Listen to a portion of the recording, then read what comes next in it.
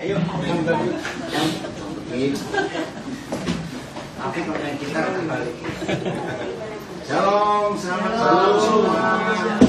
Yang ikuti di rumah, shalom. Raymond mana? Parkir. Ya, dulu. Ini ada saudara kita Bobby, tangan. Ternyata dia selama setengah di Taipei. Hari ini Natalnya. Bobby jadi anak saya kira-kira hampir 30 tahun yang lalu. Iya. Belum lahir kamu kan? Saya masih 22 Ayo, masih tunggu. Baik. Puji Tuhan, kita dapat waktu yang luar biasa untuk boleh belajar bersama-sama. Tadi dalam perjalanan ke beberapa tempat bersama Pak Gembala itu sharing tentang bentuk panggilan Tuhan atas hidup kita. Lalu sampai pada satu poin, dan ini masih ada hubungan dengan tema ulang tahun kita, unlimited favor. Bagaimana kita mendapat perkenanan Tuhan yang tak terbatas itu. Nah, yang di Indonesia hari ini kurang berapa persen lagi, maka kementerian baru di pemerintahan yang baru Indonesia sedang disiapkan. Mungkin besok akan diumumkan atau pas selesai pelantikan.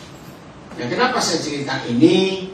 Saya percaya setiap kali ada pergantian pemimpin di Indonesia secara khususnya, itu banyak orang yang merasa dirinya mampu dalam hal apa saja, itu selalu punya perasaan.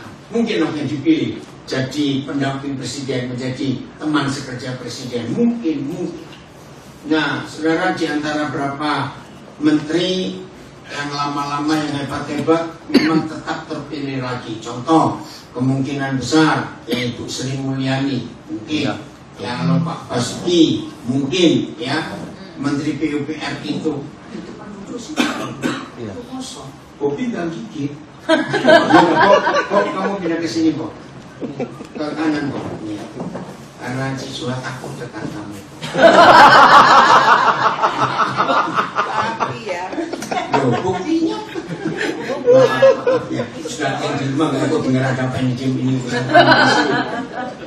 Nah, lalu dalam pembicaraan sepanjang jalan tadi sampai kepada pemikiran kita bahwa kalau saudara dan saya mendapatkan perkenanan dari pencipta alam semesta yang bentuknya tidak terbatas, berarti kita akan memiliki dan dipercaya untuk menduduki sebuah jabatan. Jangan lupa di sini ada ya. Halo yang di rumah.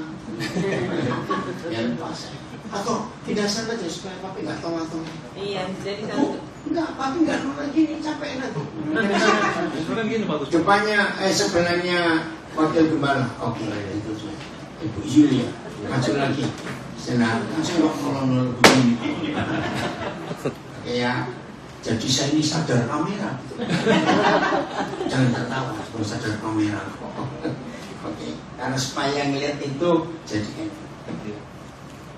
Maka kalau beberapa orang Indonesia mendapat favor perkenanan dari presiden yang baru, berarti punya berapa kriteria penting untuk sampai terpilih jadi menteri? Lu jawab, saya tanya. Penting. Pasti enggak? Presiden harus menemukan kriteria sesuatu yang hebat di antara orang-orang itu. 280 sekian juta rakyat Indonesia. Nah, selama 2 periode Jokowi memimpin, sampai hari ini saya belum ketemu jawaban. Ya, dari periode pertama 2014 sampai 2019, ada beberapa menteri memang hebat di Indonesia, dan orang nggak pernah kenal siapa dia. Contoh, waktu Ibu Susi ya jadi menteri kelautan perikanan. Ya itu kan Dari mana dia tahu? Ya banyak lagi ya. Rian sini Rian. Kamu sebelah kanan. Atau makan dulu Rian, nggak apa-apa. Rian ini asli orang Palembang sih. Membawa minuman ya Rian. Ini tukang masak terkenal di Taipei. Berarti jago bikin pempek dong. Bisa. Minta ditutup sama Pak Ahmad ya. Jangan, tadi habis kan Pak. Hai Rian. Nah itu Bobby Rian baru ya. Bobby. Nah berapa menteri yang orang-orang hebat itu bisa terpilih? Itu saya tanya, kok bisa? Jokowi ini tahu dari mana? Itu sampai hari ini saya belum bertanggung jawab. Begitu pula dalam periode kedua, Jokowi bisa menemukan orang-orang yang betul-betul istilahnya out of nowhere tiba-tiba muncul. Yes. Dan ketika dia dipilih, ditunjuk oleh presiden, itu kerjanya bagus. Dan itu luar biasa. Nah hari ini kita akan belajar. Setelah hari Minggu, yang gak ngikuti hari ini, saudara lihat rekaman hari Minggu ya, ada di Facebook, Instagram, Zoom. Bagaimana kita mendapatkan unlimited favor, perkenanan Tuhan yang tak terbatas? Kita ingat kisah Daud contohnya. Siapa dia, anak yang terbuang, tapi bisa terpilih jadi raja yang paling hebat. Sampai hari ini, kalau saudara ketemu Jewish, orang Israel, mereka langsung begitu mendengar kata King David, Raja Daud, mereka langsung respect. Ini anak nggak tahu dari mana munculnya. Anak yang terbuang tiba-tiba seperti itu. Nah, lalu Pak Gembala Saudara, coba kita bahas sore ini, malam ini, panggilan tertinggi yang Tuhan ingin kita kerjakan dalam hidup kita itu apa? Ternyata panggilan tertinggi bukan jadi penginjil, bukan jadi pendoa, bukan jadi pengkhotbah, bukan jadi ini dan itu. Nih, mari kita lihat. Panggilan tertinggi yang Tuhan percayakan kepada kita, yaitu kita akan menjadi mempelai perempuan Kristus. Amin. Kita Wahyu kita akan buka. Wahyu 11 ayat yang ke-15. Wahyu 11 ayat yang ke-15. Inilah panggilan tertinggi yang Tuhan percayakan kepada kita. Lalu malaikat yang ketujuh meniup sangkakalanya. Nah, saya stop dulu. Sampai hari ini masih banyak orang yang bingung. Mana ketujuh? Kenapa ketujuh? Nah, memang ada 7 malaikat yang Tuhan izinkan tampil di akhir zaman ini. Lalu meniup sangkakalanya. Nah, saudara, karena zaman itu adalah zaman kerajaan, yang masih ingat, di zaman kerajaan zaman dulu, khususnya di Eropa, kalau ada pengumuman penting dari raja untuk rakyat, dulu kan belum ada sosial media, ya, belum ada internet, jadi maka ke tempat-tempat strategis yang ada di sekitar negara itu, dan biasanya mereka pakai kuda lalu bawa trompet. Nah, begitu masing-masing tentara itu meniup trompetnya dan dengan nada tertentu, karena nadanya beda-beda. Untuk orang meninggal nadanya begini, untuk kebakaran begini. Nah, begitu rakyat mendengar ada trompet yang ditiup dengan nada tertentu, maka tanpa diberi pengertian dengan bahasa yang dimengerti, rakyat harus berkumpul di tempat trompet itu berbunyi. Setelah prajurit ini melihat rakyat kumpul semua, baru dibacakan ada pengumuman penting. Nah, membaca Wahyu 11 ayat 15, saudara akan muncul malaikat yang ketujuh dengan berita, ya, dengan berita. Beritanya nggak main-main. Lalu terdengarlah suara-suara nyaring di dalam surga. Saudara pernah tahu nggak bedanya di dalam surga dan dalam surga? Itu ternyata beda. Ini luar biasa. Kalau terdengar suara nyaring untuk kita yang ada di dalam surga, bukan terdengar suara nyaring untuk kita, suara itu keluar dari dalam surga, bedanya. ada kata. Ayo, apa bedanya dari dalam surga dan di dalam surga? Dalam langsung. Oke. Sekitar tahta. Ya, cepat aja ya. Berarti kita yang mendengar suara itu ada di mana? Ya sudah, itu juga. Berarti yang di luar nggak pernah dengar. Hanya yang di dalam. Terima kasih, Pak. Maaf. Sekian puluh % khotbah-khotbah akhir zaman, apalagi kitab Wahyu, yang memberitakan dari para pengkhotbah itu lebih banyak yang menakutkan daripada yang menyenangkan.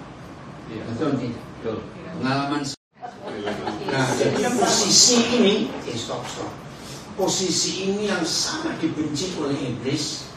Untuk kalau kita tahu, dengar ya, kalau gereja tahu posisinya, posisi hidup kita itu ada di mana, setan akan kacaukan betul-betul. Kenapa setan kacaukan? Karena mereka tahu kalau saudara dan saya tahu jelas posisi kita ada di mana, justru setan itu yang kalah. Ingat ini baik. Wow. Ya, itu tadi seperti kalau kita mau ke rumah teman, tiba-tiba kita kehilangan jalan dan kita telepon ke teman itu, pertanyaan pertama itu, kamu ada di mana? Itu sangat menentukan. Nah, kalau saudara dan saya tidak tahu posisi kita ada di mana di dalam Tuhan, maka itu perhatikan kata di dan dari itu punya arti yang beda. Di Wahyu 11 ayat 15 ini. Begitu kita tidak tahu posisi kita di mana, sampai nggak ke rumah orang itu, berarti kita hilang.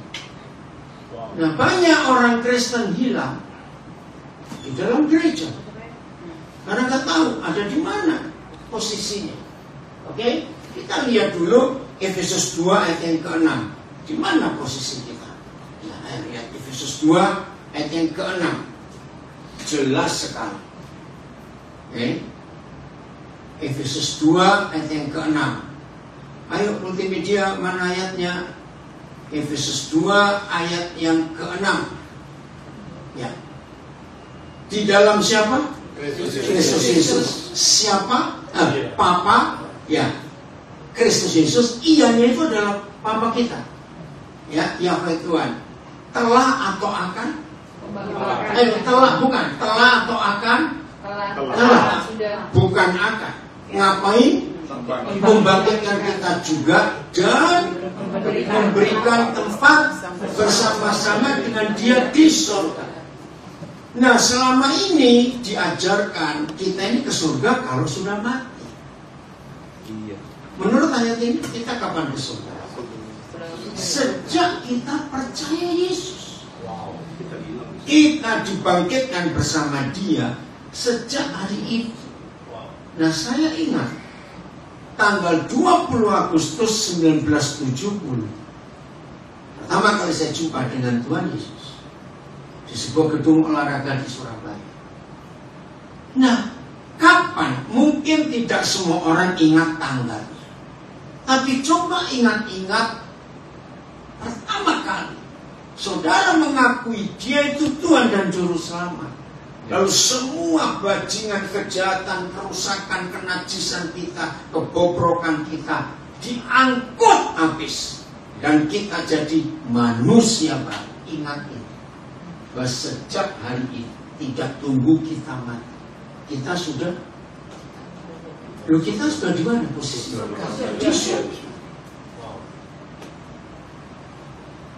Terry dengan Willy dengar tadi siang ada telepon salah seorang, dia itu hamba Tuhan sekarang, tapi tertuduh terus dalam dosa. Saya tanya, kenapa? Lain Tuhan. Nah, sebelum dia bertobat, dia itu narkoba berat. 3 rumah bapaknya terjual habis gara-gara nebus. Luar biasa. Nah, hari-hari ini bapaknya sakit. Dan tiap kali bapaknya sakit ngomong, kalau kamu nggak bisa sama bapak bisa sembuh. Tertuduh gak hidup seperti itu. Aduh, salah. Suatu itu dilengkapi oleh setan. Adiknya nggak bisa sekolah karena bapaknya nggak punya harta. Saya bilang memang gara-gara perbuatanmu wargamu seperti ini. Terus saya kasih ilustrasi. Kalau satu hari kamu nggak punya bubur, kamu ingin makan bubur, dan ada orang kasih bubur, terus kamu makan. Apakah kamu menganggap kamu nggak pernah dikasih bubur itu? Ya enggak lah, sudah aku makan. Ya sudah. Maksudnya apa? Ya boleh saya tahu. Kalau Tuhan sudah mengampuni kamu, dan pengampunnya sudah kamu makan nanti, dan kamu menolak yang kamu makan, itu kurang ajar kan? Belum ngerti jawab loh saya. Kurang ajar. Iya. Kamu sudah diampuni. Memang akibatnya masih ada. Bapakmu menderita sampai akhir hari. Tapi itu bukan karena kamu. Semua sudah diampuni. Percaya akan tolong bapakmu. Wajar nggak seperti itu?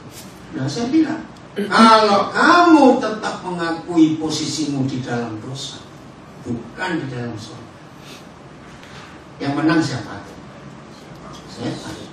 Setan yang menang. Nah saudara, siapapun juga di antara kita hari ini mendengar kebenaran ini, yang setan selalu mengingatkan dosa-dosa kita masa lalu, ingatkan setan posisi kita di mana sekarang. Amin kan saudara? Amin. Ini posisi yang luar biasa. Sejak dibangkitkan dengan Kristus kita bertobat, Bapa sudah mengangkat kita, memberikan tempat bersama-sama dengan Yesus di surga. Nggak main-main. Kembali ke Yesus 11 ayat 15. Apa yang terjadi kalau saudara dan saya sudah di dalam surga? Nah, tolong yang masih di luar cepetan masuk. Amin. Jangan kelamaan di luar, nanti masuk angin. Masuk cepat. Ada janji yang luar biasa. Amin. Apa berita dari peniup trompet kerajaan itu? Ayo baca sama-sama setelah titik 2. Yang ketiga, yang di rumah juga. 1, 2, 3. Pemerintah atas dunia dipegang oleh Yang kita dan Dia yang dikurangnya, dan Dia akan memerintah sebagai Raja sampai selama-lamanya. Amin. Main pintar kamu. Ini berita yang hanya bisa terdengar bagi gereja yang sudah ada di dalam, yang masih di luar.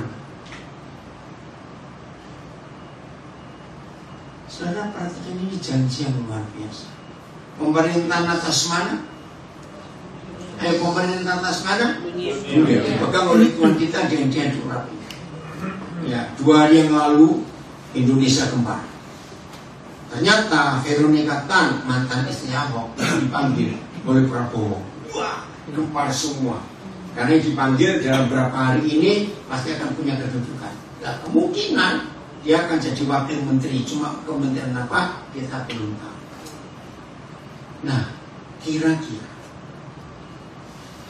saudara dan saya yang sudah di dalam surga bersama Yesus, ada persiapan nggak? Ada persiapan nggak? Seperti Veronica Tan kalau jadi wakil menteri, ada persiapan nggak? Ada. Kira-kira bentuk apa persiapan? Ayo, pura-pura lah jadi menteri gitu. Pura-pura. Persiapannya apa? Penataran. Yang paling gampang ada gitu. Ukur baju.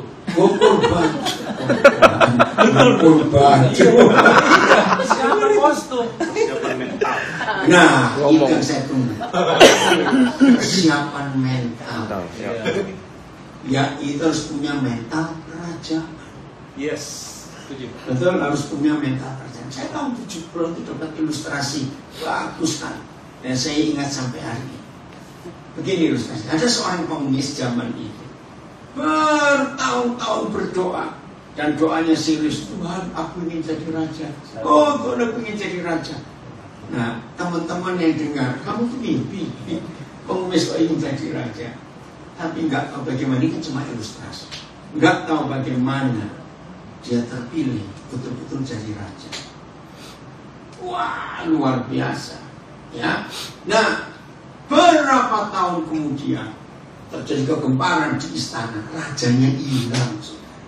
Tidak diketahui kemana raja itu. Setelah mereka panik seluruh istana, ada seorang ajudan raja yang tenang betul, yang lain panik. Lalu teman-teman yang panik ini, kamu kok nggak ikut bingung? Kenapa nggak ikut panik? Ini tanya, tenang aja nggak apa-apa, sebentar kan dia pulang. Kemana?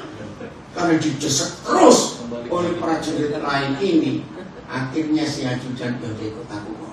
Kemana? Ke pasar. Makanya sudah tahu dia. Nah ternyata dari kejauhan ada pengemis. Nggak mungkin. Lari ke cerita. Ternyata didekati. Raja kenapa di sini? Aku lagi kangen kerjaan lama.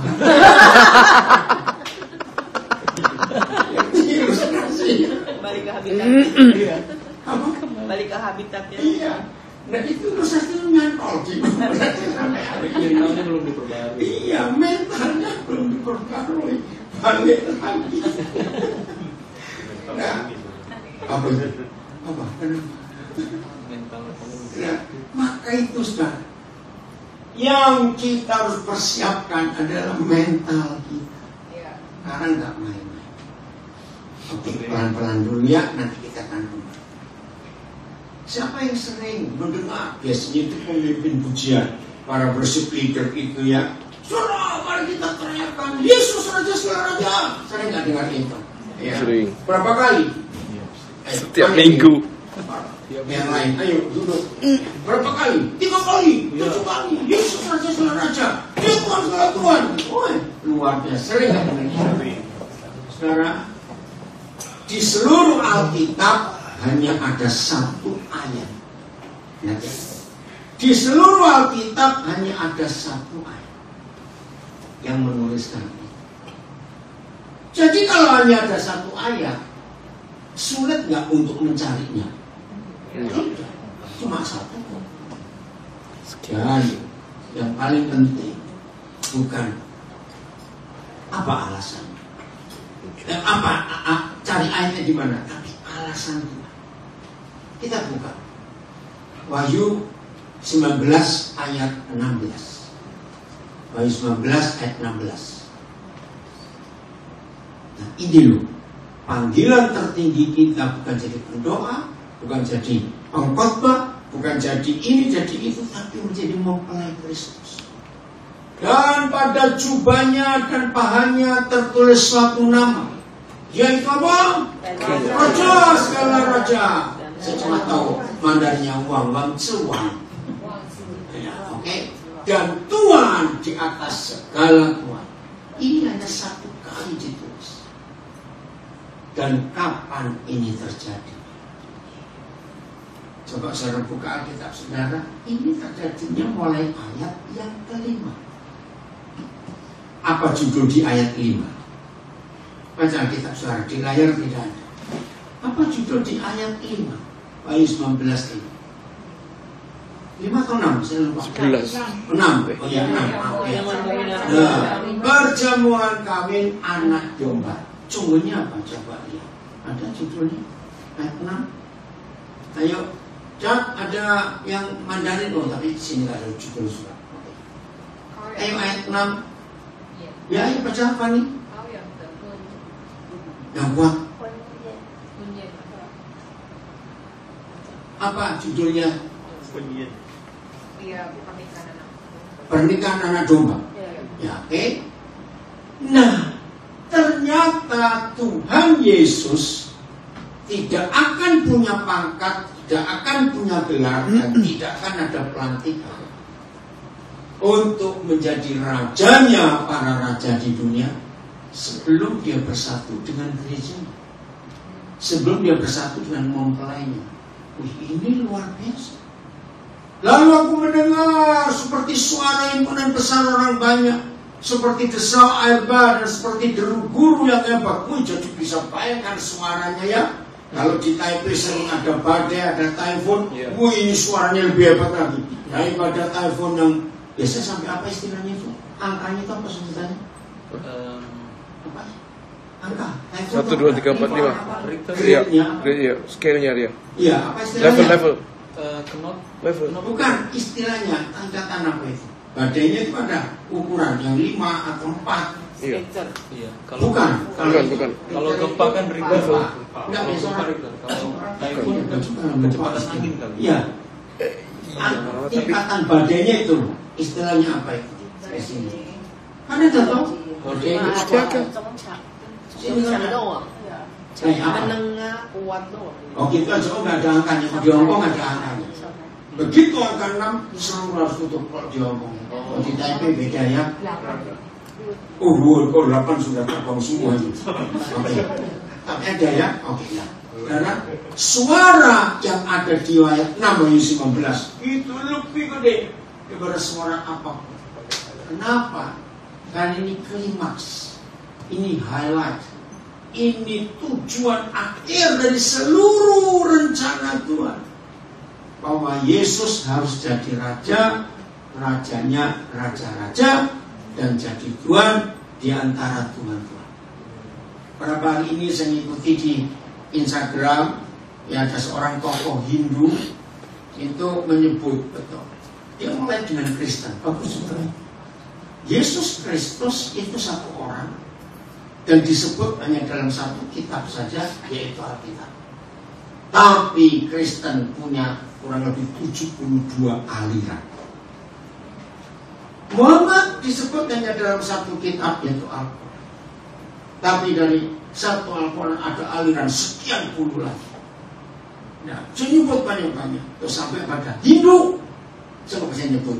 Ada berapa banyak? Karena memang aliran paling banyak di dunia itu. Buddha cuma satu, tapi alirannya banyak. Nah, saya pikir orang ini kan bicara tentang apa? Ternyata dia mengajar kita. Berarti ada sekian banyak Tuhan di dunia ini. Karena dari satu kitab suci bisa keluar begitu banyak sekte atau aliran. Saya kaget juga bilang begitu. Nah, saya menemukan fakta ini. Tuhan satu-satunya yang akan diakui oleh seluruh dunia ketika pribadi ini disebut rajanya raja-raja dan Tuhannya Tuhan-Tuhan. Tidak ada yang lain yang pernah punya pangkat setinggi Tuhan kita ini. Katakan amin. Di kitab suci agama apa saja tidak ada pangkat ini. Hanya satu pribadi yang punya pangkat ini, dan itu Tuhan kita. Hebat bukan? Maka kita harus bersyukur untuk kepercayaan ini, dan ini sungguh luar biasa. Terima kasih Bapak untuk hal yang hebat. Ayat 7. Bagaimana jadinya? Tolong yang di Zoom Instagram Facebook saya suara jelas gak? Kalau tidak biar ini agak maju. Lihat ayat 7. Ya, marilah. Ayo ngapain? Kita bersukacita dan bersorak-sorai. Stop dulu. Semuanya ada perbedaan enggak? Bersukacita, bersorak-sorai. Ada? Ada perbedaan sama? Berarti artinya kira-kira rame gak ini sekarang? Wah, rame sekali. Kenapa? Karena baca. Ayo, karena hari perkawinan anak domba telah tiba dan pengantinnya telah siap sedia. Istilahnya Tuhan mantu. Ngerti? Oke, saya kembali ke Jakarta. Jokowi punya 3 anak. Dan selama 10 tahun pemerintahan ini, ternyata dalam 2 periode ini 3 anaknya menikah semua. Ayat 8, kita akan lihat ini perbedaan. Dan kepadanya dikaruniakan. Kepada siapa? Kita. Mempelai perempuan. Dikaruniakan apa? Supaya memakai kain lenan halus. Sungguhnya apa itu kain lenan halus? Jadi ini kain khusus. Ya, kain khusus yang berkilo-kilo dan yang putih bersih. Nah, ini perbedaan yang menyebabkan para pribadi yang dipilih oleh presiden terpilih untuk bisa menemani jadi menteri. Ada persyaratan Dan lihat persyaratan ini. Layanan halus itu adalah apa? Baca, layanan halus itu adalah perbuatan-perbuatan yang benar dari orang-orang kudus. Siapa ini? Kita.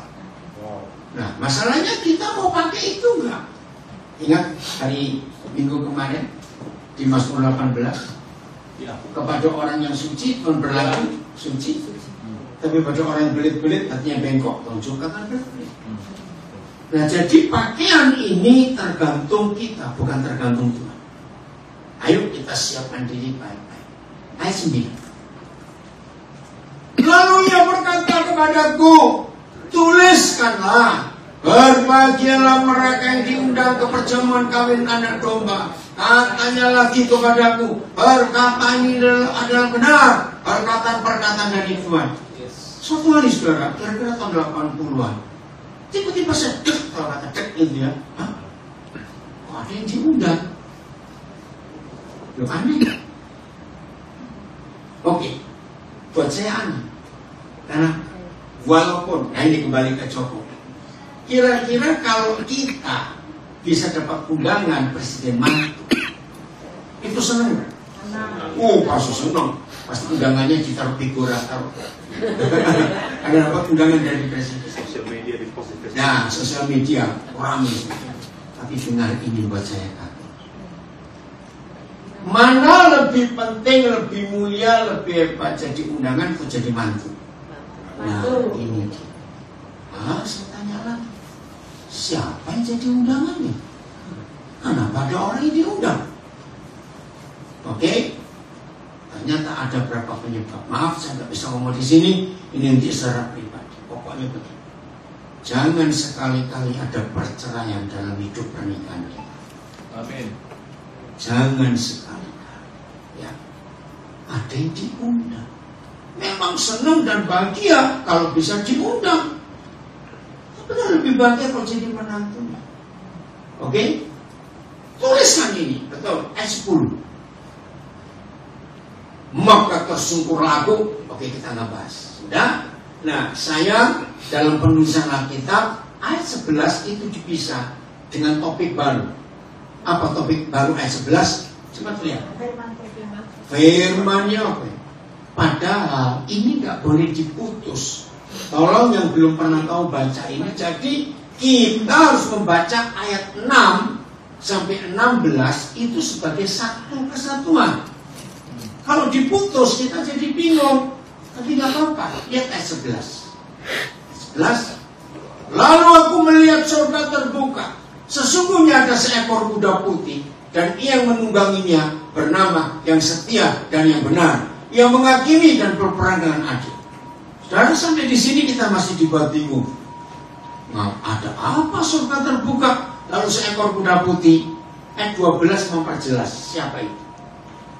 Kalau dia yang menunggangi kuda putih itu yang setia dan yang benar, itu pasti siapa? Kristus. Tuhan Yesus.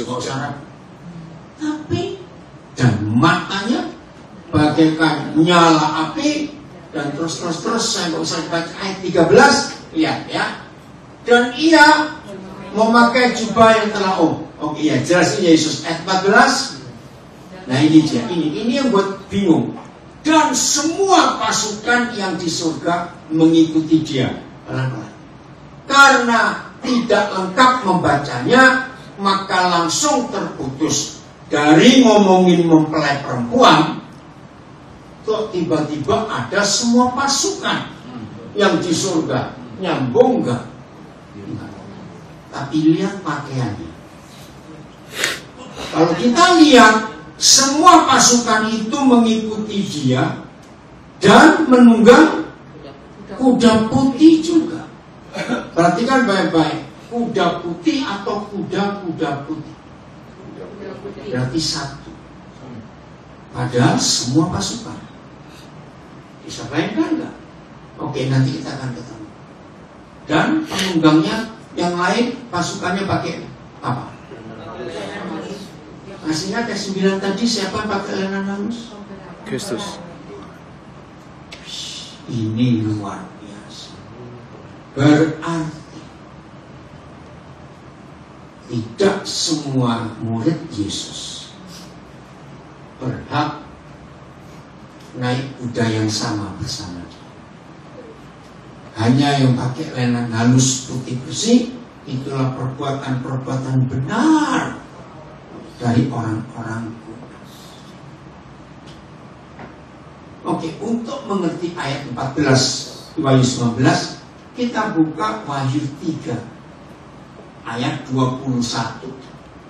Wahyu 3 ayat 21. Barang siapa menang, ia akan kududukkan bersama-sama dengan aku di atas tahtaku, sebagaimana aku pun telah menang dan duduk bersama-sama dengan Bapakku di atas tahtanya. Berapa tahtanya? Jangan ngomong dulu sebelum dibaca baik-baik, karena banyak yang kecepatan baca bingung. Ini berapa tahta? Yang lain, ada yang bilang 1, ada yang bilang 2. Coba.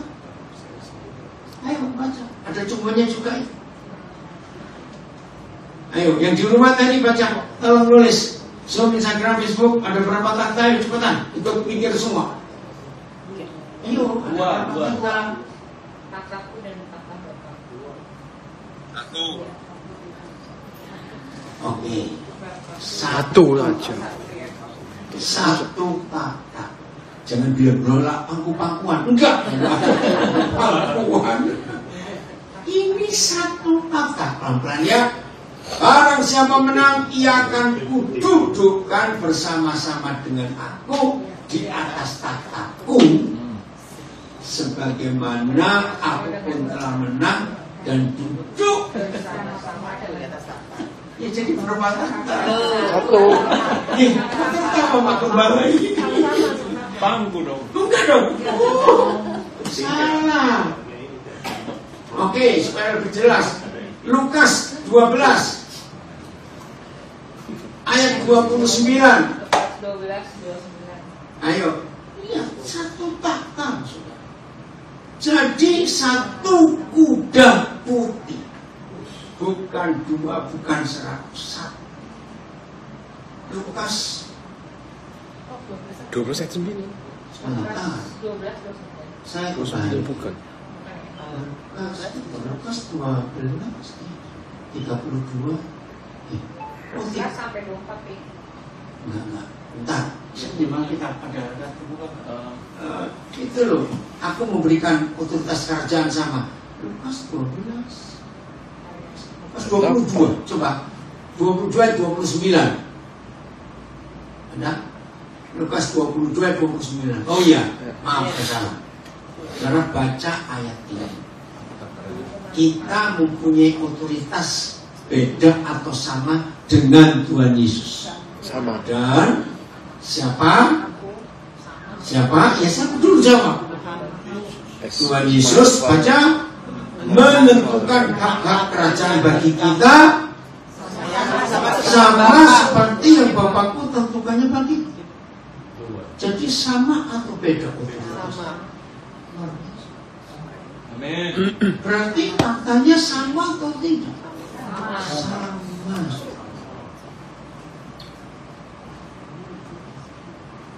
Ayo hari ini semua kita bangkit dan sadar, milikilah mental kerajaan.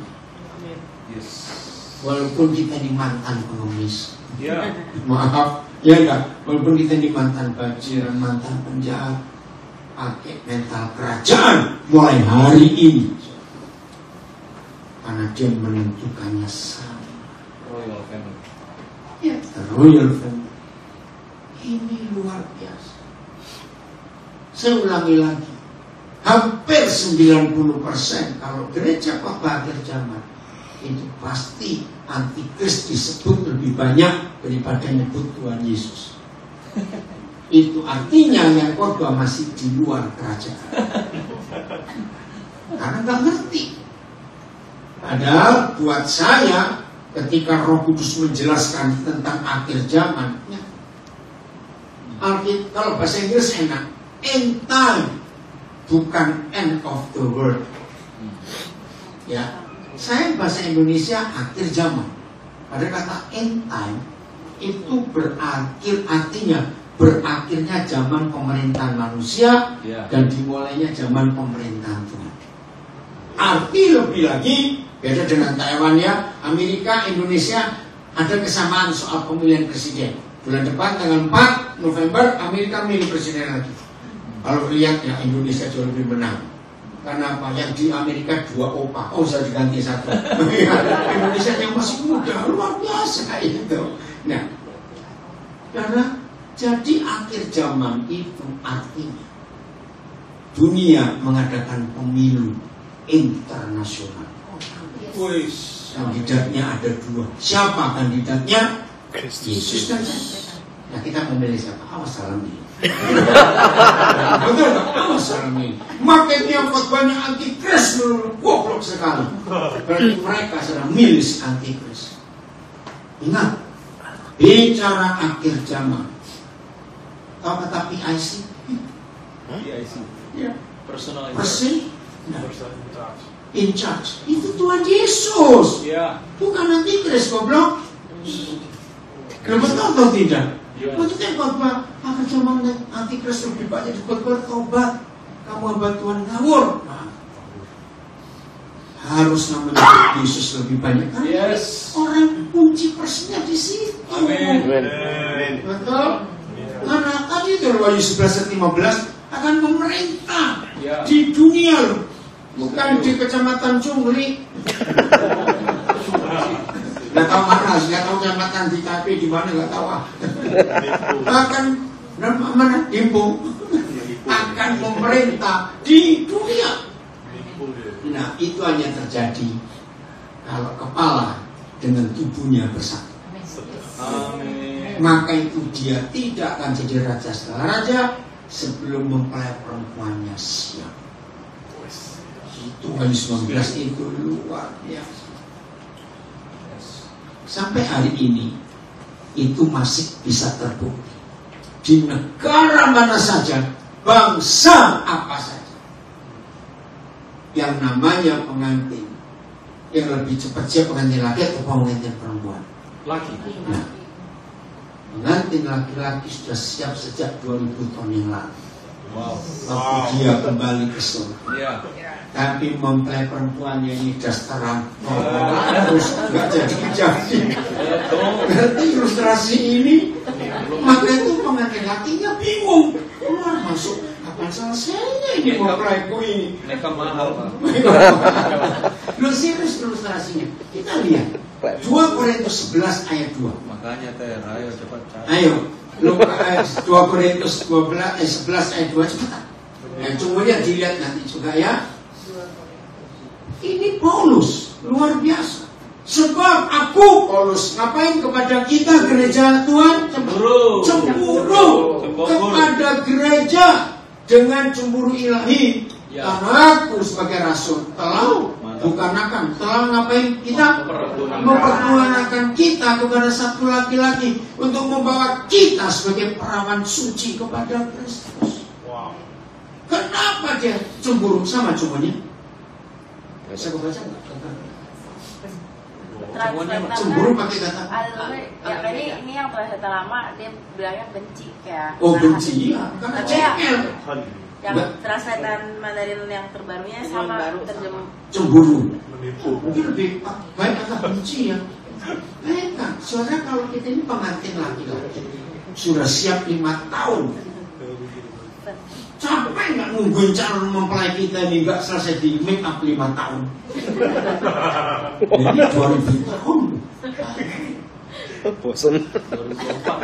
Nggak kawin, nggak Kalau jadi. saya gantikan yang lain. Nggak jadi. Iya, nggak jadi. Masa nunggu 2000 tahun?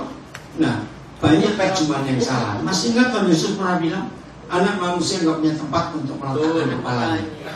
Itu diterjemahkan oleh beberapa gereja. Ingat kejadian batu itu miskin, bantal aja. Ini bicara Yesus nggak bisa meletakkan kepala karena tubuhnya masih belum beres. Tubuhnya masih terpecah belah, belum bersatu. Dan ini salah satu alasan saya terbesar kenapa dari dulu saya nggak mau buka gereja organisasi atau denominasi, karena saya sayang tubuh Kristus. Saya ingin supaya semuanya bersatu. Untuk apa? Kasihan Tuhan Yesus nungguin. Ajak dong. Apa? Ajak.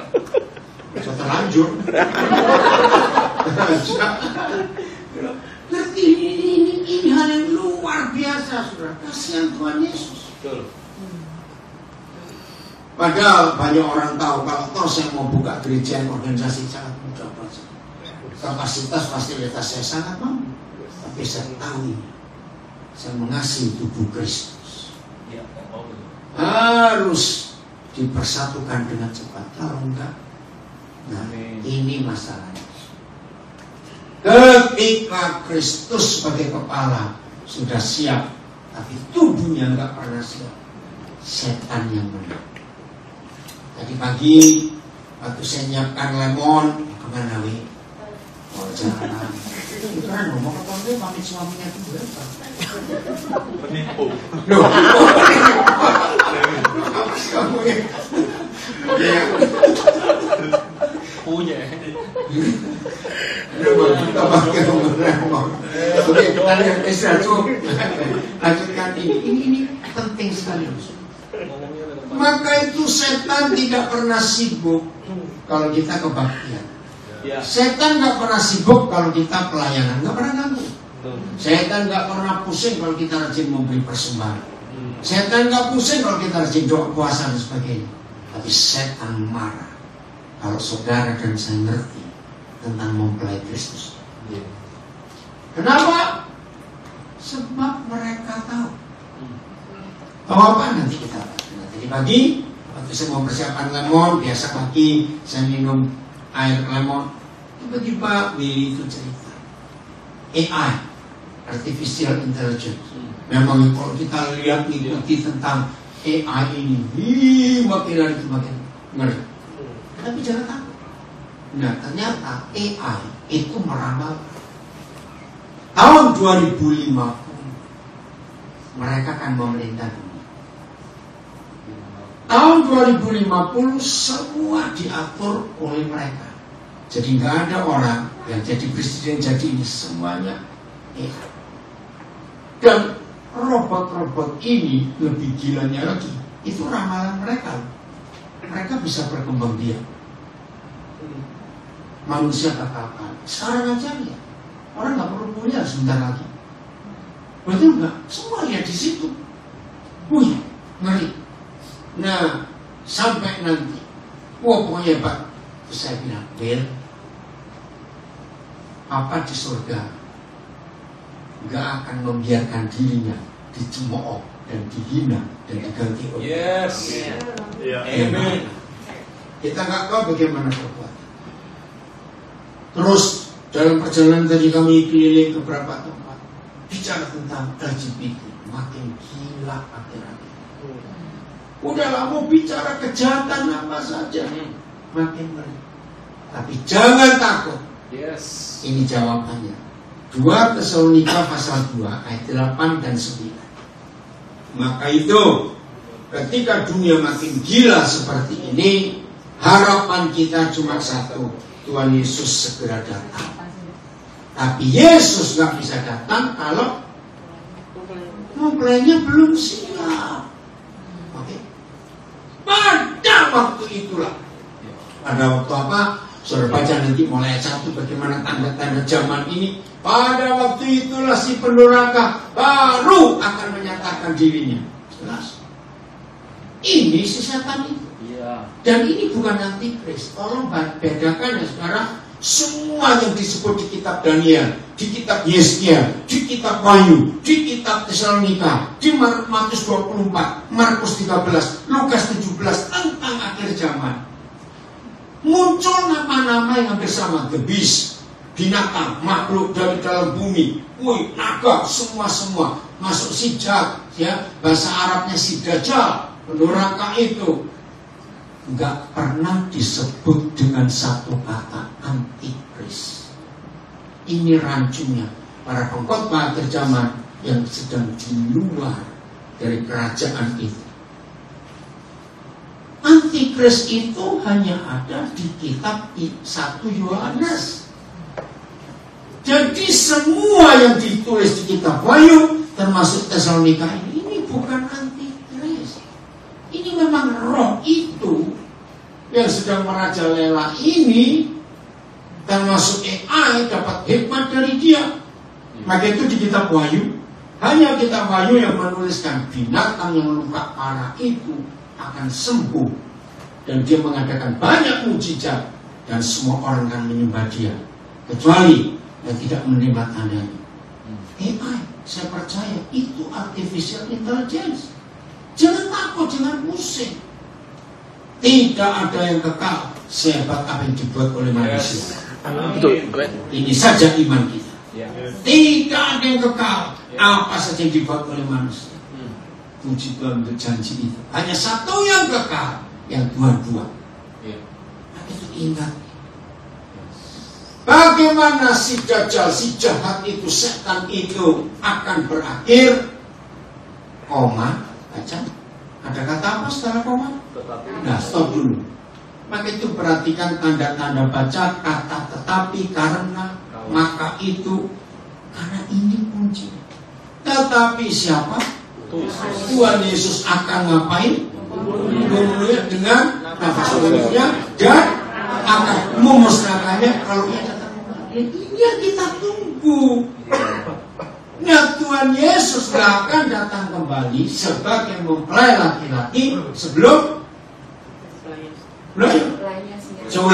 dia gak akan datang sebagai mempelai laki-laki sebelum mempelai perempuannya siap. Jadi Tuhan itu nunggu kita, saudara.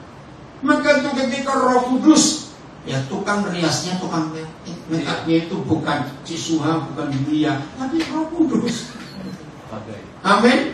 Hargai Roh Kudus. Kalau dia make-up kita jangan, aduh.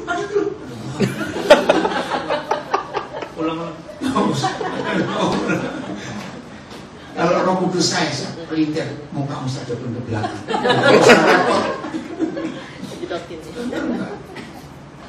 Make up teriak-teriak terus. Saudara perhatikan. Sungguhnya saya ingin tahu, membunuh dan memusnahkan, beda nggak? Mana yang fatal? Nah, apa cumbunya? Ada beda kelihatan? Oke, minggir dulu.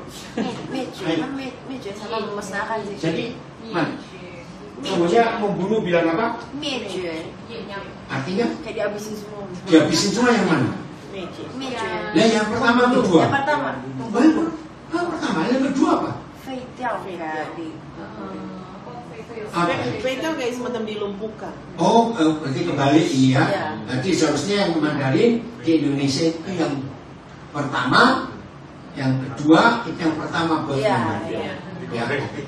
Saudara ini, apa bedanya Yesus membunuh dengan nafas mulutnya? Kita belajar anatomi tubuh manusia. Walaupun nafas itu keluar dari mulut,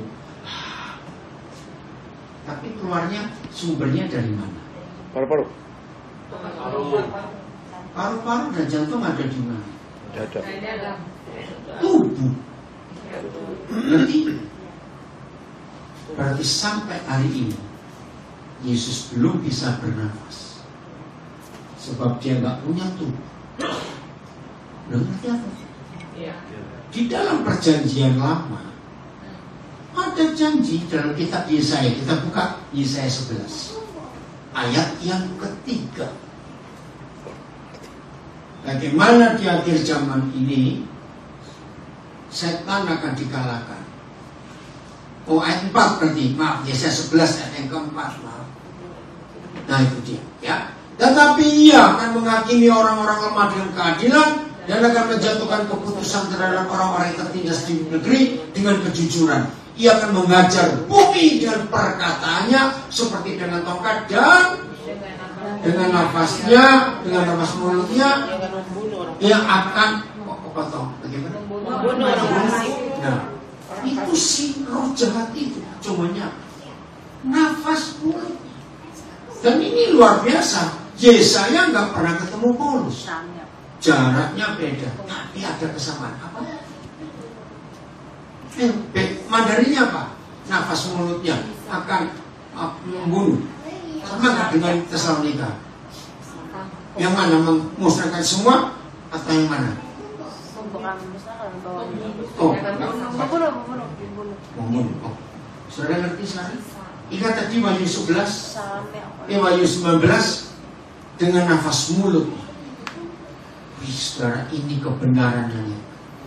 Maka itu kalau kita berkata mengasihi Tuhan Yesus, ayo kita cepat bersatu supaya setan bisa segera dibunuh. Dan begitu kepala dengan tubuh bersatu, Yesus kata, ini belum diamat, ini belum, maka setan itu akan dimusnahkan. Coba saudara jawab dalam hati, termasuk mengikuti di rumah ya, yang YouTube-nya gereja, sosial media saya, Facebook, Instagram, Zoom. Coba mikir, yang baru pertama kali mengerti kebenaran ini, apa sikap dan reaksi kita untuk menjawab kerinduan Tuhan Yesus segera memiliki mempelainya di bumi ini. Dalam hati jawab, akankah kita santai-santai dalam hidup? Tidak. Jawab, akankah kita santai-santai dalam hidup? Tidak. Enggak. Tidak. Ayo kita mikir.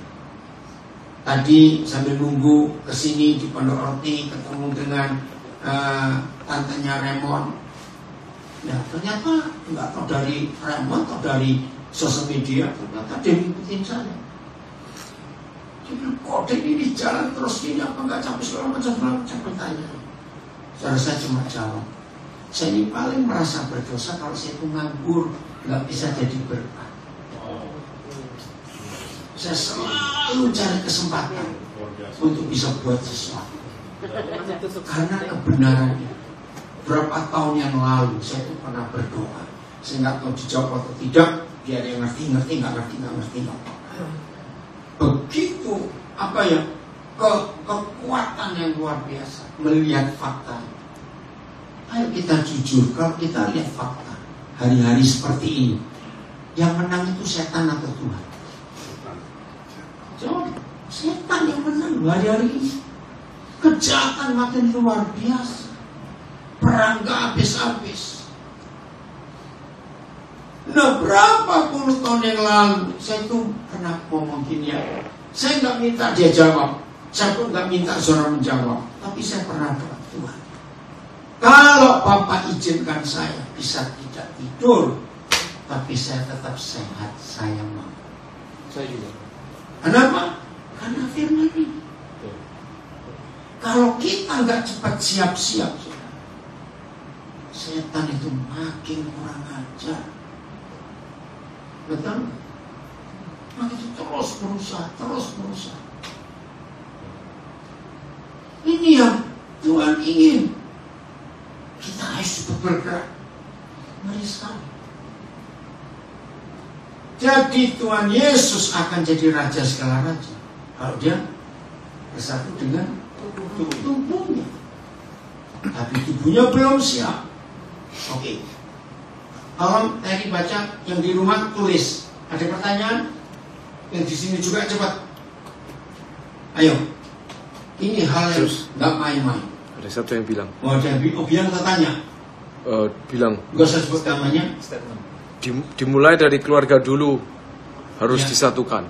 Oke, ya keluarga. Ya, kalau keluarga nggak bersatu, munafik. Kita bicara kesatuan. Ya. Betul. Terima kasih. Ada yang lain? Ayo cepat yang di sini. Ayo, silakan tanya. Jangan salah satu kesempatan terus bilang, oh nggak ngerti semua. Aduh. Ada yang tanya cepat. Sebelum tambah malam, saya 10 di sini. Ada? Ayo.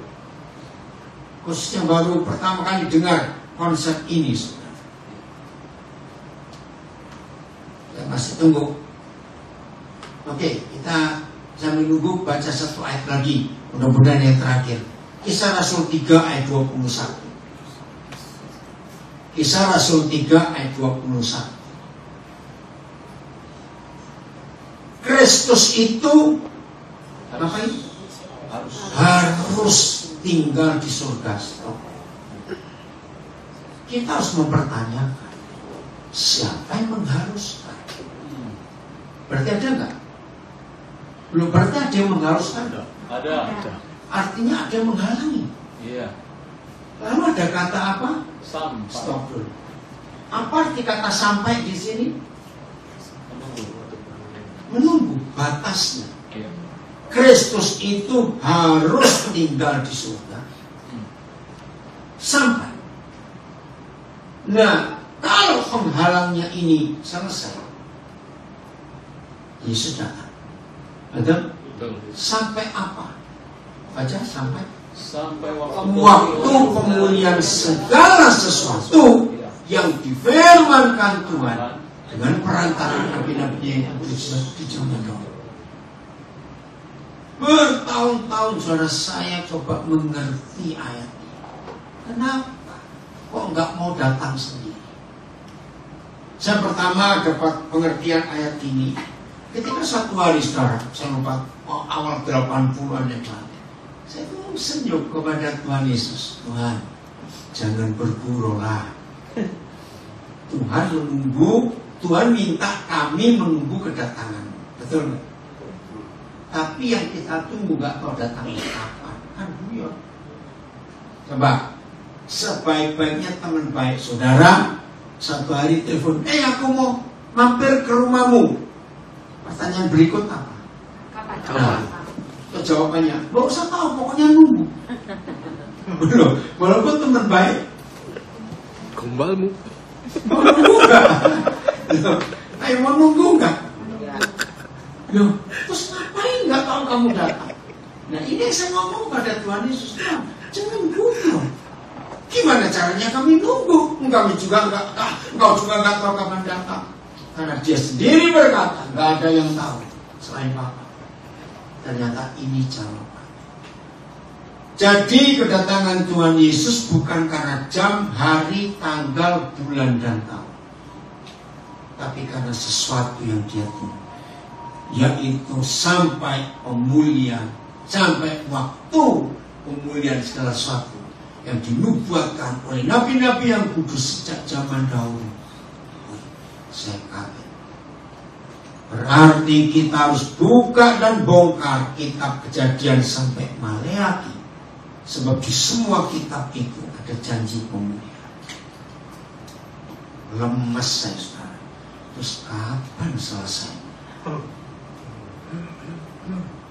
Berarti kerjaan gereja masih banyak. Kerjaan masih banyak nggak? Masih banyak. Jadi ngerti kalau saya pernah berdoa, kalau bisa saya diizinkan nggak tidur tapi saya mau. Ini masih banyak, saudara. Ada yang tanya lagi? Kepikir? Baca sosial media di sini. Lewat, biasanya kamu cara baca dulu. Kamu minum apa itu? Banyak sekali. Ada yang mau tanya? Apa? Gak apa-apa. Saya boleh statement, Pak? Oh, boleh statement. Ayo, arahkan ke sana. Win, Saya pernah tunggu. Atau berdiri sini lah, kasihan. Oh iya. Zoomnya, Jadi saya pernah zoomnya mendengar. dulu langsung aja nama. Saya ulang lagi ya. Apa tadi? Saya pernah mendengar. Terus saya juga dapat pernyataan Pak bahwa itu Matius 24 atau 25 ya. 24, akhir zaman 24. Betul ya, tentang para teman-teman mempelai. Oh ya, 25. Kalau itu 25. 25 ya. Iya, ada 5 yang bodoh, 5 yang pandai. Iya. Atau yang teman-teman mempelai. Oke, ya. Pertanyaannya Kayaknya sepertinya mengarahkan satu pernyataan sama seperti yang Bapak bilang kayak Paulus tadi bahwa iya, cemburu. Jadi orang-orang yang ada di situ itu sebenarnya bukan jemaat, tetapi orang-orang yang seperti pelayan-pelayan Tuhan maksudnya. ya. Masuk pertanyaannya. Pernyataannya statement saya adalah ya, saya setuju bahwa ada yang diundang, ada teman-teman mempelai dan ada mempelainya, betul. Tapi yang teman-teman itu adalah orang-orang yang membantu mengusahakan supaya cepat mempelai. Iya, siap. Iya. Artinya dia boleh dikatakan dia pelayan-pelayan. Ya. Boleh nggak boleh. Seperti itu? Ya, tapi tetap lebih baik jadi mempelainya daripada jadi teman-teman mempelai. Betul. Ya, tak? Oke. Ya, yang lain ada? Oh iya, Bob. Kalau Kristus tinggal di surga, terus yang memulihkan siapa? Kita, gerejanya harus memulihkan. Itu tugas kita. Kita bukannya butuh dipulihkan. Loh, kita harus dipulihkan di dalam Yesus. Nah, kita ada di dalam. Ya, Bobby tanya, loh, bukankah kita masih perlu dipulihkan? Kalau kita sudah dipulihkan, berarti kita sudah di dalam. Yang tadi itu dari Wahyu 11:15. Ayo, kita sudah terima pemulihan dan kerjakan itu terus-menerus. Karena memang konsep ini akan selalu mengganggu pikiran kita. Saya mulai dengan contoh kecil saja.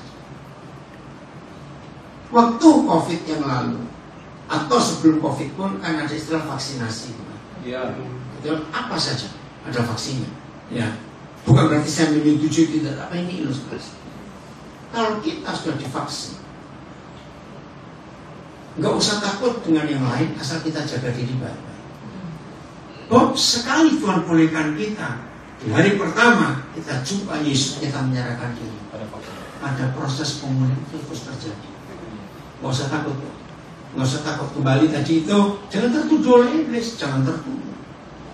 Aku kok belum diampuni gara-gara aku udah begini. Nah, Bob, ayo kita bangkit. Ya, jadi jelas kalau Bob tanya, itu sudah dipulihkan. Jadi Kisah Rasul 3 ayat 21, Tuhan itu menunggu mempelainya, baru dia bisa datang. Oh, nggak dengar. Dia menunggu kita supaya cepat datang. Maka itu izinkan Tuhan memproses kita dan tepat waktu karena kita tidak rewel. Ada lagi? Ya, silakan. Berapa mempelai yang harus? Oh, satu. Kita ini satu kesatuan. Ya, maksudnya berapa orang nanti yang? Nah, itu kita nggak tahu. Ya, itu kuota surga. Oke, karena ada pertanyaan begitu, kita buka Roma pasal 11 ayat 25. Roma 11 ayat 25. Ada yang tanya tadi di situ? Ada yang. Yang Raymond mau baca? Ada Fani. Oh, Fani. Dia ngomong sendiri aja. Ya, lihat ini ya.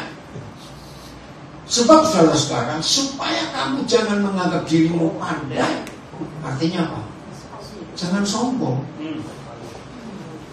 Kapan kita jadi sombong? Kalau kita tidak mengetahui rahasia itu. Ternyata ada satu rahasia. Apa itu? Sebagian dari Israel telah menjadi tegar, keras kepala, melawan Tuhan. Sampai, ada kata sampai lagi. Sampai apa bahasa? Jumlah yang penuh dari bangsa-bangsa lain telah masuk. Saya pakai istilah ekonomi. Jadi Papa di surga itu punya kuota. Ya, kuota dari bangsa-bangsa lain yang bukan Yahudi harus diselamatkan. Kalau kuota ini terpenuhi, baru Tuhan bertindak lebih jauh. Ayat 26. Dengan jalan demikian, dengan jalan apa? Jalan demikian harus. Dengan jalan apa cepetan? Demikian. Bukan, wah, ini Pak. Dengan jalan apa cepetan? Sudah serius ini. Iya, dengan jalan menyelamatkan sebanyak-banyaknya bangsa-bangsa lain bukan Yahudi. Iya. Setelah kuota itu terpenuhi, maka seluruh Israel akan diselamatkan. Nah, jadi Papa itu masih menunggu orang-orang pilihannya itu diselamatkan. Nah, tapi untuk menyelamatkan mereka ada kuota yang saudara dan saya harus penuhi, yaitu mencari saudara-saudara kita yang bukan Israel asli itu. Ayat 27. Dan inilah perjanjianku dengan mereka, orang Israel, apabila aku menghapuskan dosa mereka. Nah, dosa Israel begitu kurang ajar itu belum bisa dihapuskan. Tunggu kuota ini terpenuhi. Ayat 28. Ini keren. Mengenai Injil, orang Israel itu apanya Tuhan? Musuh. Bahasa Mandarinnya apa? Ini bukan sekedar musuh, setru. Mana lebih tajam, lebih jahat, setru atau musuh? Setru. Ini murni. Apa Mandarinnya? Ya berarti apa? Bedanya musuh dengan sama. Nah, coba cari ya, mungkin ada kata yang beda. Ini beda. Mengenai Injil, mereka itu setru. Sampai hari ini loh, orang Yahudi itu benci. Saya pernah ketemu orang Yahudi ngomong, kami menyesal di dunia ada orang mengaku namanya Yesus. Gara-gara dia, kami jadi tidak asli. Sampai segitunya. Lalu benar, mereka nggak suka. Maka itu 2 tahun yang lalu kan Netanyahu buat peraturan, nggak boleh injili orang Yahudi. Ada hukumannya sekian tahun. Tetapi, ayo baca. Mengenai pilihan mereka itu adalah kekasih Tuhan karena nenek moyang. Saya harap oleh hari ini semua saudara yang membaca Roma 11 ayat 28 itu nangis, sedih, merasa kepedihan hati Papa di surga. Hatinya pedih. Ini ilustrasinya. Ada satu keluarga kaya raya, hanya punya 1 anak. Berarti warisannya untuk anak yang satu. Tapi suatu hari anak ini berontak, meninggalkan orang tuanya dan keluar rumah. Maka orang tua ini bingung, kekayaan begini banyak mau diapakan? Lalu orang tua ini, papa mama ini panggil semua anak-anak tetangga di sekitar rumah mereka, dan mereka dapat warisan. Berarti saya masuk, saudara dan saya, anak-anak tetangga. Lalu setelah kita anak-anak yang karena Injil itu dapat warisan, wajar nggak papa angkat kita ini bilang, carikan teman-temanmu yang lain sebanyak-banyaknya, aku mau bagi warisan ini. Begitu orang tua ini sudah tahu kuotanya terpenuhi, maka dia akan menyelamatkan anak yang satu. Nangkep nggak? Ini pedihnya hati Tuhan. Dia nggak bisa ngapa-ngapain dengan bajingan itu. Karena betul-betul dia bajingan buat papa di surga, kejamnya luar biasa. Tapi dia nggak bisa nunggu kita. Nah, ini yang Tuhan ini kita rajin. Ayo hari ini kita rajin menginjil supaya kuota itu terpenuhi. Amin. Dan di rumah mikir baik-baik. Kita lanjut. Jumat masih ada, Minggu masih ada. Saya nggak tahu nanti Roh Kudus akan nyambung atau tidak. Saya belum tahu. Mau menyikapi kebenaran ini dengan hati yang benar mulai hari ini, untuk tidak main-main. Nah, bagi yang belum tahu, salah satu pelayanan Willy ya bersama keluarganya di Sydney. Nah, itu bedanya Sydney dengan beberapa negara. Di Sydney itu tidak boleh ada panti asuhan. Jadi anak-anak yang terbuang itu diberi hukum orang tua angkat, namanya foster parents. Nah, orang tua angkat ini mengajukan diri ke pemerintah untuk dipilih. Nah, kalau dihitung Will, sejak pertama kali ngambil anak-anak itu sudah berapa anak?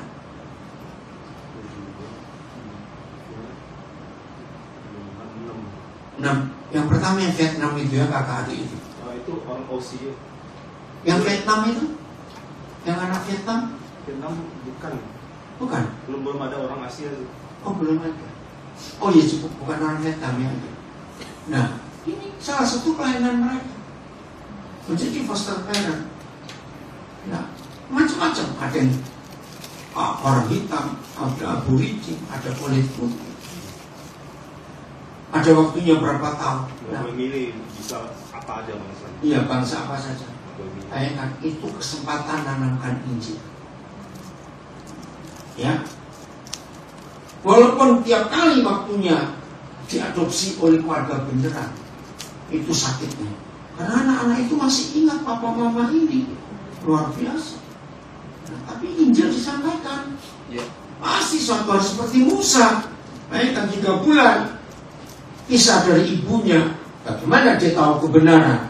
Ternyata selama 3 bulan itu ibunya Musa menyampaikan kebenaran selama netek ini. Dan firman itu nggak kembali sia-sia. Itu dia. Tanggal 6 Oktober yang lalu, saya lagi Zoom begini, ya itu pas lagi pujian, tahu di IG saya ada yang masuk rombeng Surabaya. Siapa ini? Saya share message ya, saya DM dia. Salam kenal, ternyata dia Muslim. Nah, jadi panggilanmu siapa? Ini, oh ya. Nah, terus saya tanya, sudah berapa kali? Saya baru kali ini. Dan itu di WIB tengah malam, karena kami di Belanda jam 7, jam 1 di sana. Oke, ini WA saya tunggu ya, karena Roh Kudus pesan saya sesuatu. Nah, akhirnya besoknya dia jawab. Saya telepon, dia kaget. Sebentar, yang benar, Bapak nggak pernah ada yang beritahu siapa saya. Loh, saya aja baru ketemu, belum ketemu kamu cuma ini. Betul juga sih, dia bilang begitu. Tapi Roh Kudus bisa beritahu saya tentang sakit hatinya daripada orang tua. Umur 4 tahun ibunya meninggal, bapaknya nikah lagi, dan dia ikut ibu yang cukup tersiksa. Umur 6 tahun bapaknya meninggal, dan dia pindah-pindah di keluarga-keluarga mereka. Dia sakit hati.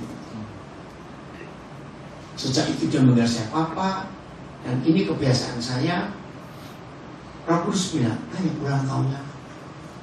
Ternyata ulang tahunnya baru 2 hari yang lalu. Dengan 4. Oke. Saya kirim dia nangis. Dia umur 22 tahun. Papa tahu, seumur hidup saya gak pernah dirayakan ulang tahun baru kali. Hampir tiap hari dia kontak saya.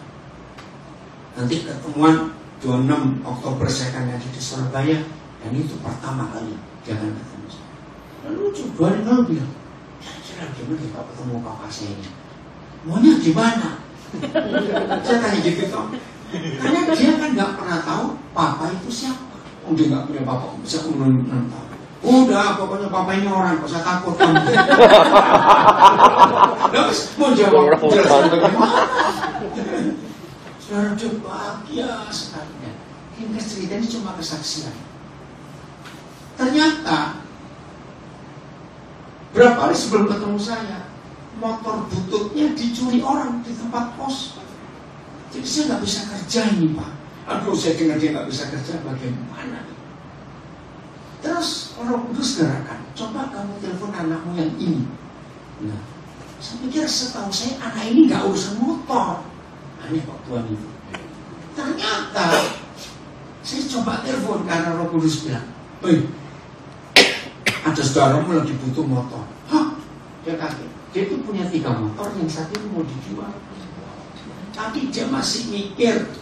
Begitu saya cerita, dan saya bilang, sudah waktu itu kamu telepon saudara barumu, ini namanya. Saudara nangis yang punya motor ini. Karena memang dia pengen jual motor itu, tapi setelah tahu keadaannya, udah gini aja Pak, Papa bayar 3,5 juta saja. Hari ini saya lagi butuh duit itu. Loh, murah sekali. Ini sepeda aja gak bisa, saya bilang begitu. Dia nangis juga, ya karena setelah saya tahu siapa dia. Biar dia Pak, saya cukup 3,5 juta aja. Banyak. Hebat gak? Wih, dan ternyata motor itu masih bagus, walaupun bekas. Wih, dia foto saudara dengan motornya itu Pak. Saya gak pernah mimpi punya motor sebagus ini. Itu loh cara. Ayo kita kumpulkan orang sebanyak-banyaknya sampai kuota ini penuh. Amin. Supaya Papa menyelamatkan anak yang kurang ajar. Amin. Tuhan Yesus memberkati kita semuanya. 1,5 jam ini saya ngomong. Oke, Pak, kita ketemu Jumat dan minggu ya. Jumat tetap sama jam 19 WIB. Minggu jam 9:30 WIB. 11 ya. Minggu jam 9 WIB ya. Tuhan memberkati. Sama Mas.